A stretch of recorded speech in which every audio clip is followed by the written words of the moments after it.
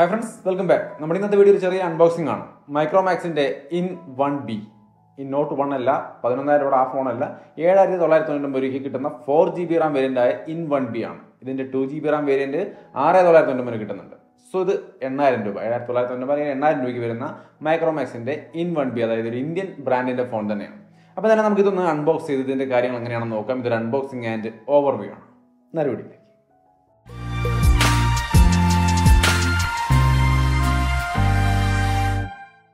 Hi, this is our Micromax in 1B phone. You can see it neat normally all boxes. Indian brand box same look issues. Rear side MediaTek Helio G35 processor 6.52 inch HD plus display full HD HD plus display 13 plus 2 megapixel rear camera dual rear camera 5000 mAh battery 10 watt charger in the box. Pure Android stock experience, no ads, no Bluetooth wires, and open the phone Micromax in 1B. Look okay, phone like a box items case in Note 1 case case in 1B case but charger 10 watt charger Type C cable. Type C cable micro USB. But another brand micro USB Type C. So this is the box and contents. This is unboxing and initial impression full review. Full review use this unboxing use അടുത്ത ദിവസങ്ങളിൽ തന്നെ നമ്മൾ ഇതിന്റെ തുടക്കത്തിലെ ഒരു impression എങ്ങനെയുണ്ട് use ചെയ്ത് വരുമ്പോൾ എന്നുള്ള കാര്യം നമ്മുടെ വ്ളോഗിൽ നിങ്ങളുമായി ഷെയർ ചെയ്യാം. അതാണെങ്കിൽ നമ്മുടെ വ്ളോഗ് ചാനൽ ഫോളോ ചെയ്യാം. വ്ളോഗ് താല്പര്യമുള്ളവർക്ക് തീർച്ചയായിട്ടും ഫോളോ ചെയ്യാം. അതിന്റെ ലിങ്ക് ഞാൻ ഡിസ്ക്രിപ്ഷനിൽ കൊടുക്കുന്നുണ്ട്. എന്തായാലും Micromax in 1ന്റെ റിവ്യൂ ഫുൾ റിവ്യൂ വരും ദിവസങ്ങളിലായിരിക്കും നമ്മൾ ഫുൾ വീഡിയോ ആയിട്ട് ഷെയർ ചെയ്യാൻ പോകുന്നത്. ഇനി ഫോണിന്റെ ഒരു ഓവർവ്യൂ നമുക്ക് നോക്കാം. ഒരു നല്ല സ്ട്രോങ് ആയ ബിൽഡ് ക്വാളിറ്റിയും സ്റ്റൈലിഷ് ലുക്കും ഒക്കെ ഉള്ള ഒരു ഫോൺ തന്നെയാണ്. റിയർ സൈഡിലേക്ക് നോക്കിയാൽ റിയർ മൗണ്ടഡ് ഫിംഗർ പ്രിന്റ് സെൻസറും ഇൻ ബ്രാൻഡിങ്ങും താഴെയായിട്ട് നിങ്ങൾക്ക് സ്പീക്കറും കാണാം. ടോപ്പിൽ നമുക്ക് ക്യാമറ മോഡ്യൂൾ കാണാം. ഡുവൽ ക്യാമറ LED ഫ്ലാഷ് തുടങ്ങിയ കാര്യങ്ങളൊക്കെ ഉണ്ട്. റൈറ്റ് സൈഡിലേക്ക് വന്നു കഴിഞ്ഞാൽ വോളിയം ബട്ടണും പവർ ബട്ടണും കാണാം. ലെഫ്റ്റ് സൈഡിലാണെങ്കിൽ ഗൂഗിൾ അസിസ്റ്റന്റ് ബട്ടണും അതേപോലെ തന്നെ സിം ട്രൈയും വരുന്നുണ്ട്. ട്രിപ്പിൾ കാർഡ് സ്ലോട്ട് നമുക്ക് സപ്പോർട്ട് ചെയ്യുന്നുണ്ട്. സോ രണ്ട് സിമ്മും മെമ്മറി കാർഡും ഒരേ സമയം ഉപയോഗിക്കാം. താഴത്തേക്ക് വന്നു കഴിഞ്ഞാൽ ടൈപ്പ് സി പോർട്ടും മെയിൻ മൈക്രോഫോണും 3.5mm ഹെഡ്ഫോൺ ജാക്കുമാണ് വരുന്നത്. ടോപ്പ് സൈഡിൽ പ്രത്യേകിച്ച് വേറെ ഒന്നും തന്നെ ഇല്ല. സോ ഇതാണ് ഇതിന്റെ ഒരു ഓവർവ്യൂ. ഓൾമോസ്റ്റ് നല്ല ലുക്കും കാര്യങ്ങളൊക്കെ ഉണ്ട്. കയ്യിലും വലിയ ഇഷ്യൂസ് ഒന്നുമില്ല. നല്ല ഡീസെന്റ് ആയി ഹോൾഡ് ചെയ്യാൻ കഴിയുന്ന നല്ലൊരു കംഫർട്ടബിൾ ആയ സെറ്റപ്പ് തന്നെയാണ്. അത്യാവശ്യം വലിയൊരു ഫോൺ തന്നെയാണ് എങ്കിലും നല്ല ഡീസെന്റ് ആയ ഒരു ലുക്കും കാര്യങ്ങളൊക്കെയാണ് ഈ ഫോണിന് വരുന്നത്. ഇനി നമ്മൾ ഫോൺ ഓൺ ചെയ്ത് സെറ്റപ്പ് ചെയ്തെടുക്കാൻ പോവാണ്. അതിനിടയ്ക്ക് ഞാൻ ഇതിന്റെ പ്രധാനപ്പെട്ട സ്പെസിഫിക്കേഷൻ ഒക്കെ ഒന്ന് പറഞ്ഞുതരാം. മീഡിയാടെക്കിന്റെ ഹീലിയോ G35 എന്ന പ്രോസറാണ്. 4GB RAM LPDDR4X RAM ആണ് വരുന്നത്. 64GB eMMC 5.1 സ്റ്റോറേജ് ഉണ്ട്. 2GB RAM LPDDR4X തന്നെയാണ്. 32GB eMMC 5.1 ആണ് വരുന്നത്. 6.52 ഇഞ്ചാണ് ഡിസ്പ്ലേ. 269 ppi ആണ്. 20:9 ആസ്പെക്ട് റേഷ്യോ ആണ് വരുന്നത്. 400 nit ബ്രൈറ്റ്നസ് ആണ് ഈ ഒരു ഫോണിന് വരുന്നത്. റിയർ ക്യാമറ 13 മെഗാപിക്സൽ ആണ് മെയിൻ ക്യാമറ. 2 മെഗാപിക്സൽ ആണ് ഡെപ്ത് സെൻസർ.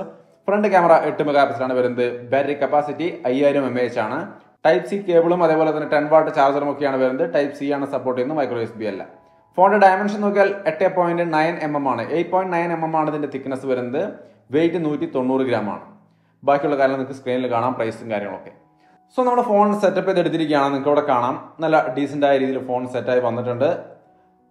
ഒരു പറയത്തക്ക ഇഷ്യൂസ് ഒന്നും നമുക്ക് കണ്ടിട്ട് തോന്നുന്നില്ല. വളരെ സ്മൂത്ത് ആയിട്ട് വർക്ക് ചെയ്യുന്നുണ്ട്. സ്റ്റോക്ക് ആൻഡ്രോയിഡ് ലുക്ക് തന്നെയാണ് ഈ ഫോണിന് കിടക്കുന്നത്. നിങ്ങൾക്ക് ഇവിടെ കാണാം ഇതിന്റെ മെനൂസും കാര്യങ്ങളൊക്കെ കാണുമ്പോൾ ഇതൊരു സ്റ്റോക്ക് ആൻഡ്രോയിഡ് ലുക്ക് തന്നെയാണ് ഏറെക്കുറെ കാണാൻ സാധിക്കുന്നത്. ബ്ലൂടൂത്ത് വയേഴ്സും കാര്യങ്ങളും ഒന്നും തന്നെ ഇല്ല കേട്ടോ. നമ്മുടെ ഗൂഗിളിൻ്റെതായ മെയിൻ ആപ്ലിക്കേഷനുകൾ തന്നെയേ ഉള്ളൂ. വേറെ ബ്ലൂടൂത്ത് വയേഴ്സും കാര്യങ്ങളും ഒന്നും വരുന്നില്ല. സോ ഇവർ പരസ്യങ്ങളൊക്കെ പറഞ്ഞ പോലെ തന്നെ ബ്ലൂടൂത്ത് വയേഴ്സ് ഇല്ല. വേറെ ഒരു തരത്തിലുള്ള ആഡ്സും കാര്യങ്ങളും ഒന്നും വരുന്നില്ല. So clean and NEET UI ആണ് ഈ ഒരു ഫോണുള്ളത്. അപ്പോൾ നല്ലൊരു UIയും കാര്യങ്ങളും നിങ്ങൾക്ക് കിട്ടുന്നുണ്ട്. ബട്ട് സ്റ്റോക്ക് ആൻഡ്രോയിഡ് ആണ്. അപ്പോൾ പല ഫീച്ചേഴ്സും ലിമിറ്റഡ് ആയിരിക്കും. കോൾ റെക്കോർഡിംഗ്, സ്ക്രീൻ റെക്കോർഡിംഗ് അങ്ങനെയുള്ള സംഭവങ്ങളൊന്നും ഇതിനകത്ത് നിങ്ങൾ എക്സ്പെക്ട് ചെയ്യേണ്ട. ഭാവിയിൽ ഒരു അപ്ഡേറ്റോടെ എന്തെങ്കിലും തന്നാലേ ഉള്ളൂ. ഇപ്പോഴേക്കും അതൊന്നും ഉണ്ടാവില്ല. ഇത് സ്റ്റോക്ക് ആൻഡ്രോയിഡ് ലുക്കിലാണ് ഇരിക്കുന്നത്. സോ അത്തരത്തിലുള്ള ഫംഗ്ഷൻസ് ഇതിനകത്ത് ഉണ്ടാവില്ല. അപ്പോൾ എന്തായാലും ആ ഒരു 1-2 കാര്യങ്ങളൊന്ന് ഓർത്ത് വെക്കാം.